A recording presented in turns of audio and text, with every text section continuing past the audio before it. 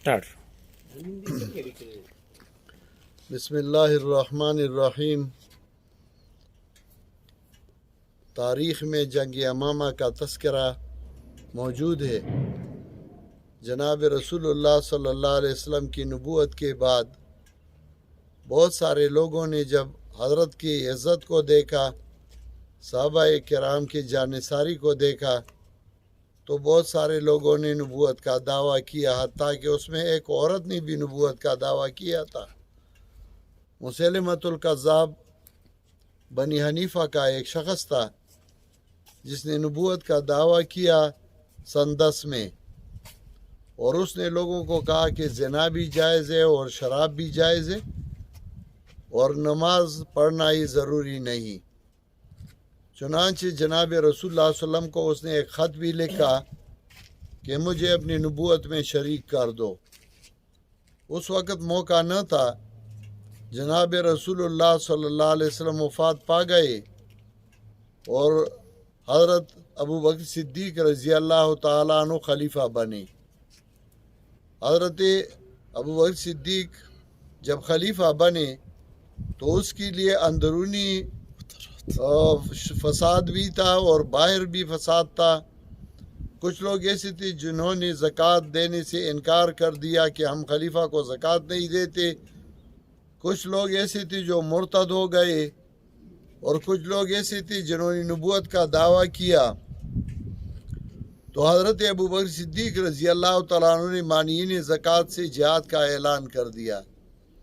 حضرت عمر رضی اللہ تعالیٰ عنہ نے اس سے فرمایا کیف تقاتل الناس، ان کے ساتھ کیسے لڑتے ہو جو لا الہ الا اللہ کہتے ہیں.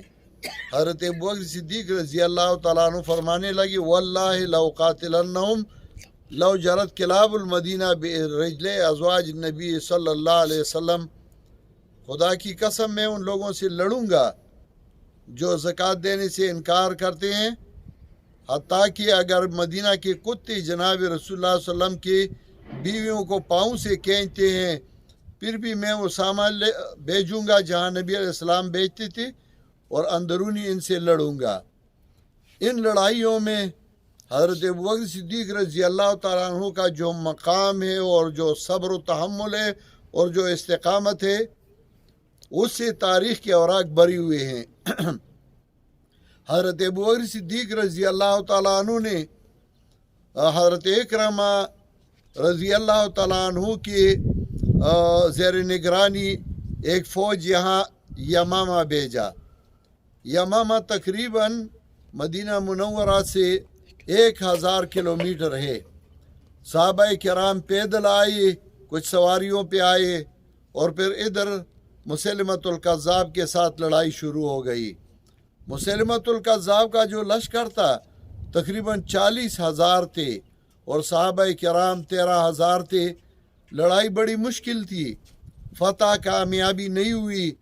تو حضرت ابوبکر صدیق رضی اللہ تعالیٰ نے شرجیل کو بھیجا. شرجیل بھی ساتھ مل گیا، لیکن وہ بھی تھکاوٹ تھا. وہ جب پہنچے بنو حنیفہ کے ساتھ لڑائی شروع ہو گئی، لیکن پھر بھی کامیابی نہ ملی.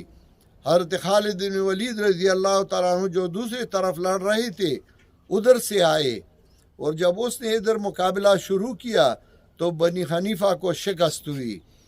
اور مسیلمۃ الکذاب اسی جگہ پہ یہ جو باغ ہے اور یہ قلعہ تھا، کہ اسی زمانے میں بھی یہ قلعہ تھا.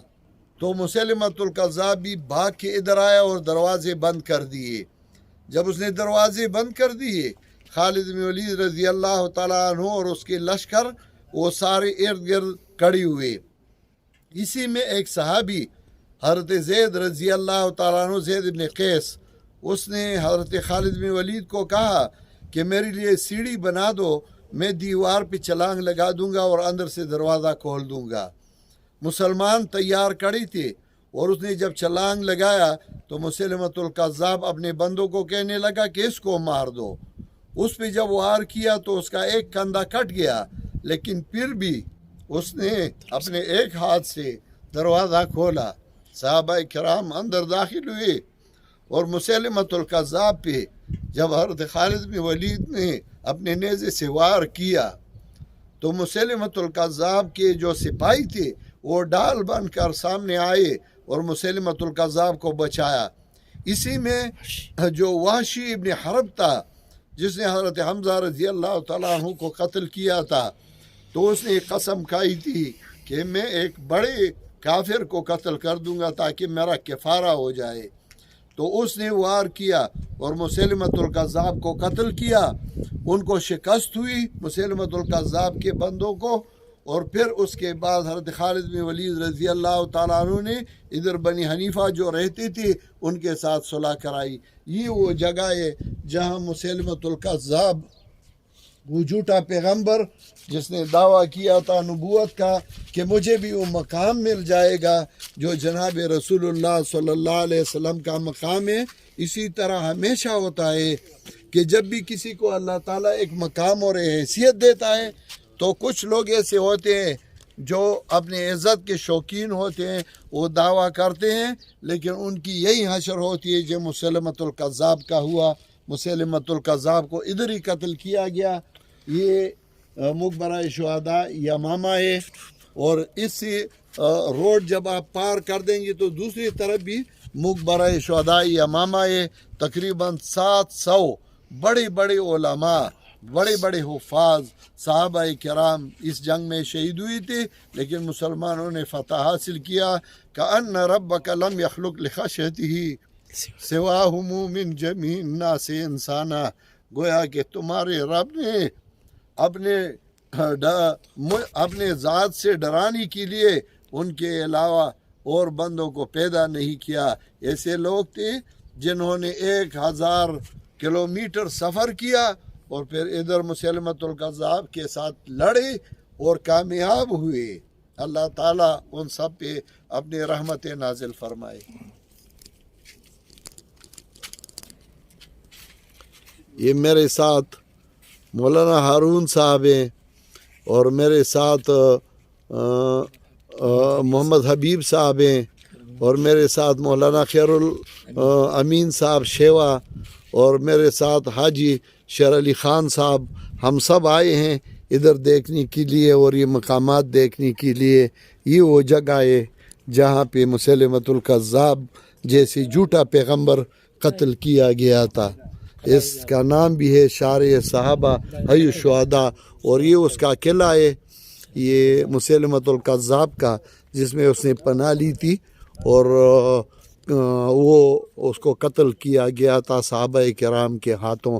خالد بن ولید رضی اللہ تعالیٰ عنہ اور شرجیل اور حضرت اکرمہ رضی اللہ تعالیٰ عنہ اور دوسرے صحابہ کرام کے ہاتھوں اللہ تعالیٰ ان سب پہ اپنے رحمت نازل فرمائے۔